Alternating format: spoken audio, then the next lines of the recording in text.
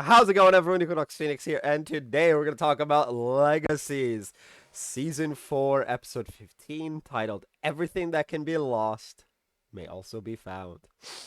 Well, we got the triple storyline this one. It all comes together in this episode, uh, of sorts. Anyway, so let's start with, where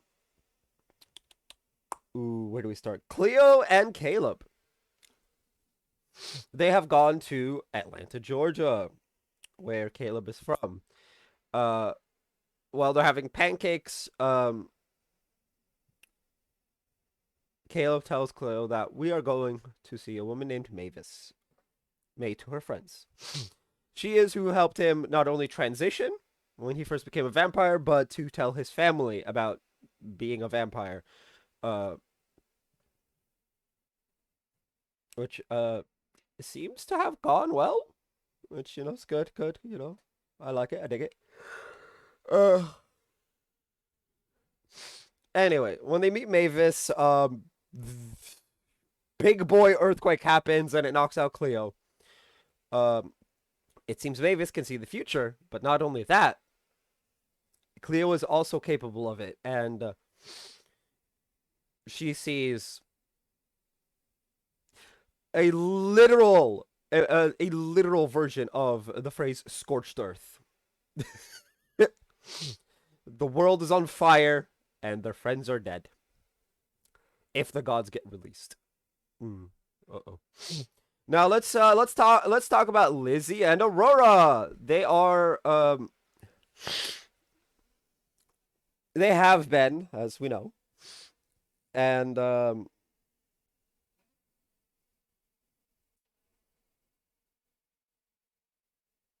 oh, actually before Lizzie and Aurora, Alaric uses the little crystal that gives you a part of your subconscious, whatever, to meet with Vampire Hunter Alaric Saltzman. Ye old personality from way back when. Um, he gets drunk beforehand to make sure that the Vampire Hunter gives him the most honest response. Anyway, moving on from that, back to Lizzie and Aurora. They're with Ben. They have him chained up to a tree. Um, Now I things get weird, right? Like Lizzie wants to trust them, and so she gets information from Ben on how to trick Jen. She goes to try and do that while Aurora rips the key out of his kidneys, apparently. Now, while this is happening, now Jen figures it out pretty quickly. She is a god, she is one of the gods. Uh, she figures it out very quickly and gets the information out of Lizzie. Turns out Ben can't be trusted. Uh, which Lizzie tells Aurora right before Ben knocks her out and steals all of the coffins.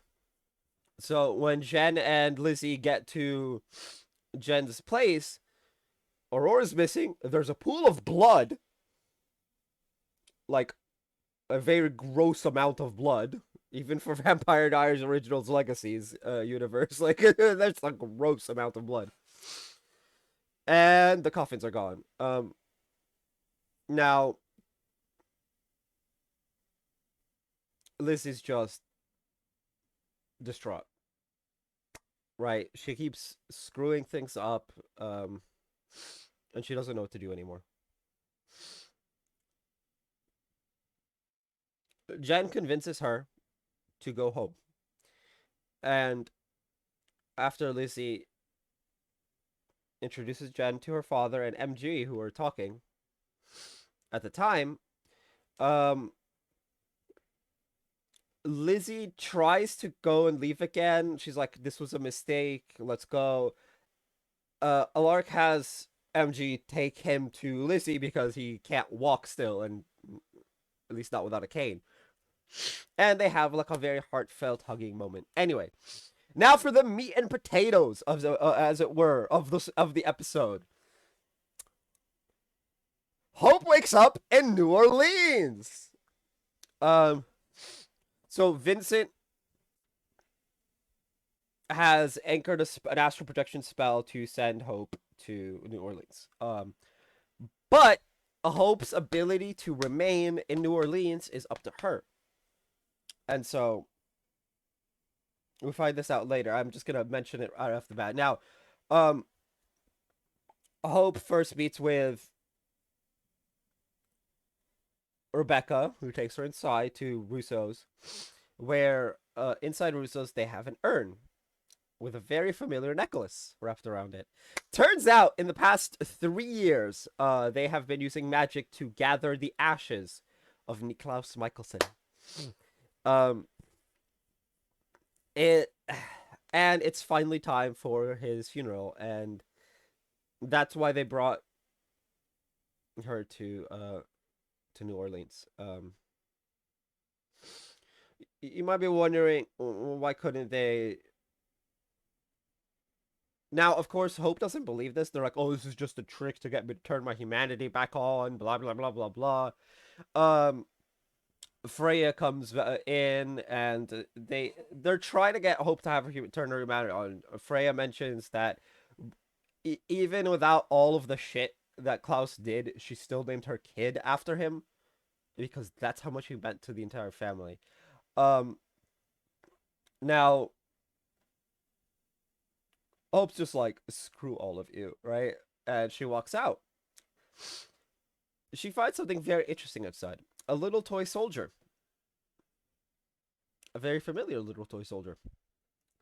One that was given to one Marcel Gerard. Or Marcellus, technically, but.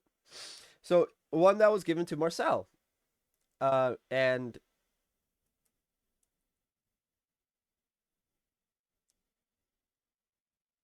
so Marcel brings up that a conversation they had about point system. Um,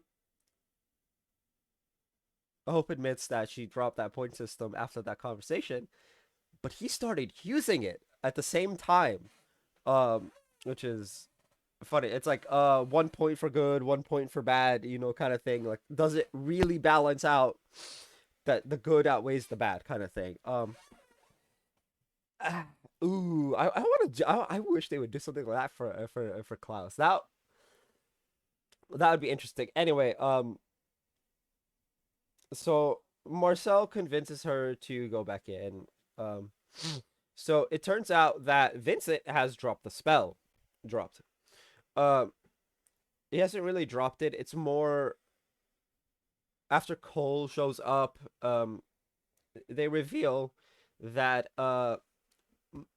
Vincent is anchored to New Orleans. Yes, but Hope's ability to leave is dependent entirely on her. So they convince her. So apparently, the four of them, Marcel, Rebecca, Freya, and Cole, are having trouble.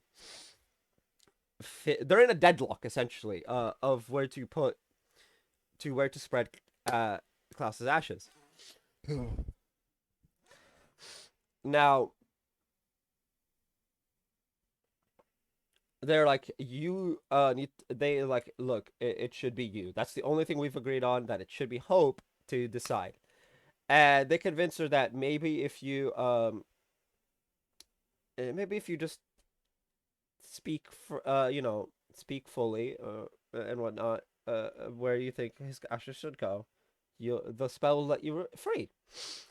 And so she does.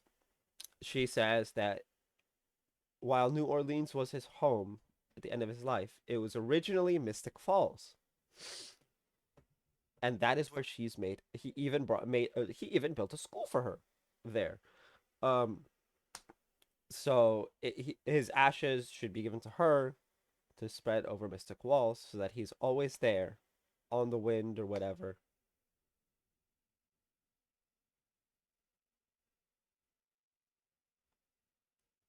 This is yes, I'm glossing over most of the conversations. It's just people trying to get Hope to turn her humanity on.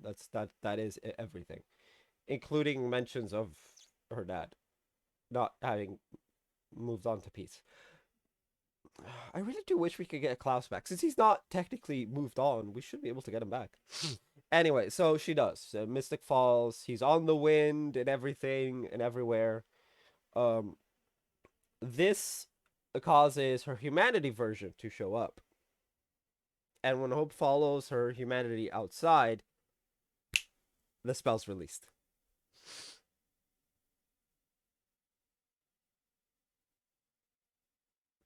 And a fight breaks out between humanity Hope and non-humanity Hope. It should be noted this fight's pretty interesting. So humanity Hope is very much seemingly winning, although when non humanity Hope tries to stab humanity Hope with a regular wooden stake, it doesn't work. Humanity just pulls out the stake, turns it into red oak, and the fight is over. Stabs the emotionless worst parts of you version straight through the chest. Dead. Hope wakes up. Humanity is back. It's all good, right? Well, it's not all good. It seems her lesser half, because that's the only way to describe humanity off. It's just lesser, because you're missing a piece. You are not the whole. You are an incomplete. In this aspect of the Vampire Diaries universe, a vampire with the humanity off is very much lesser to that vampire with it on. They are very much an incomplete. It's like, okay, take my hand, right? Without your humanity off, with your humanity off, your four fingers. It's like it's like showing, it's like trying to get like a palm print with your thumb blocked off, with your thumb blocking your palm, part of your palm. That's essentially what it is. It's you're covering a piece, and now your palm print is incomplete because your thumb is in the way. That's what it is.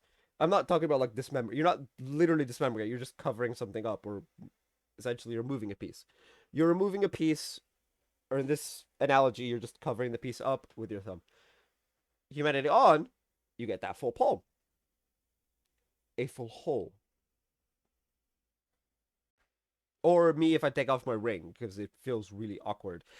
I don't understand why, but if I take the ring off, it just feels my head feels really awkward. But yeah, so her lesser half is now the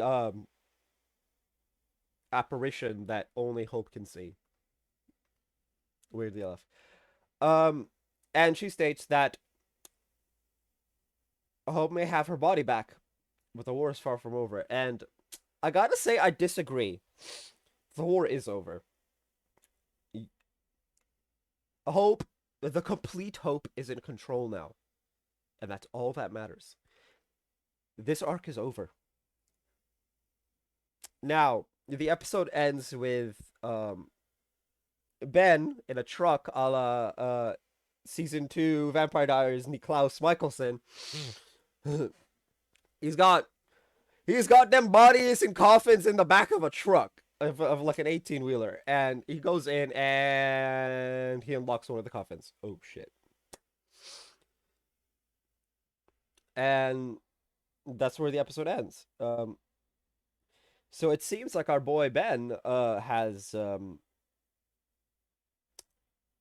he has unleashed the gods on the world in return for his significant other.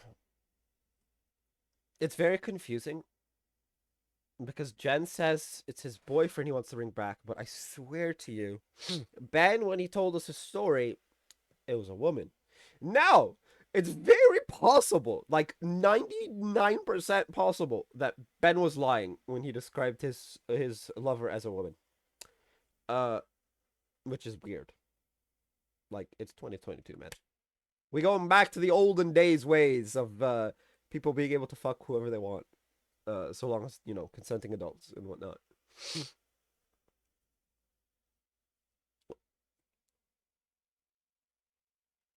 But yeah, anyway, so he's theoretically Ben knows who each god is in the coffin, and the one he's released is Daddy Dearest, ye old Ken.